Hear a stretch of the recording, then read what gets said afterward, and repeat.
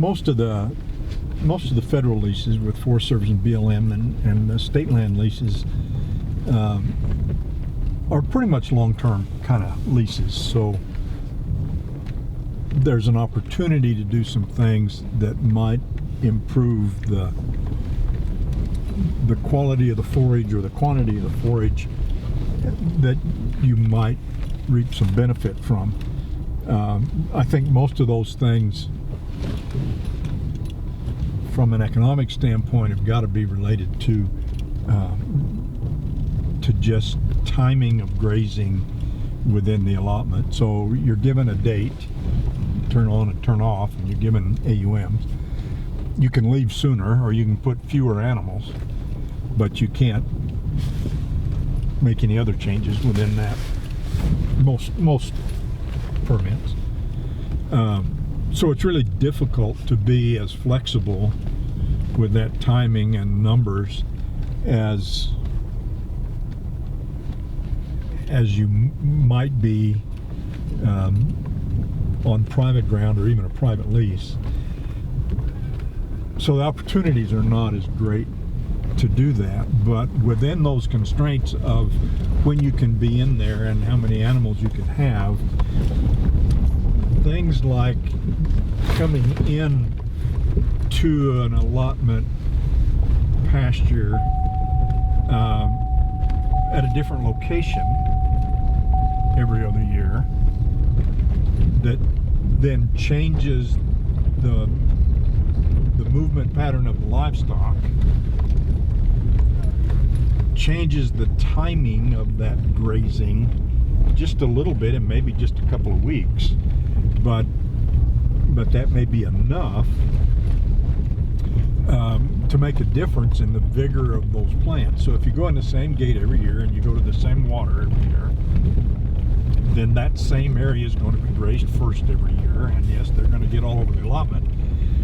But if you could go into a different gate or trail them to a different water to begin with and change that pattern of movement, and even if it just changes for a week or so when they grazed that piece that they grazed the previous year, you're moving that around some, and that's going to have an impact on that vegetation. That timing is, you still have the constraints. Well, I can't go on before this date, but if I can go into a different place, then I'm not using that same acre the same time of year every year, even if it's just a couple of weeks difference. And that could make a difference in the vigor and the production of the forage. And sometimes that's easier to do than others. It depends on the topography and the way the place is fenced and watered and all of those kinds of things. And are you trucking them in or trailing them? And all of those kinds of things go into those kinds of decisions also. But,